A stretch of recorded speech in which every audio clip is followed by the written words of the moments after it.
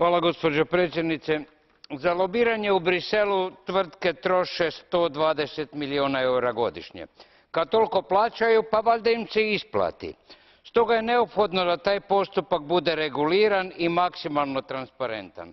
Kako stvari danas stoje, ne možemo biti sigurni niti u legalnost lobiranja, a pojma nemamo o efektima tog lobiranja.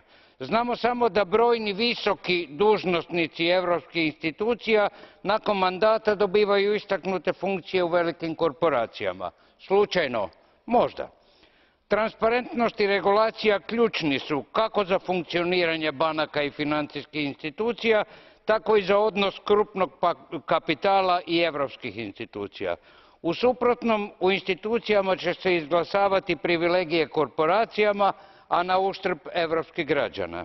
Obavezan registar lobista i lobiranja i transparentnost ovog posla u svim europskim institucijama treba podržati, jer ćemo jedino tako zaštititi građane od sirovih komercijalnih interesa. Hvala.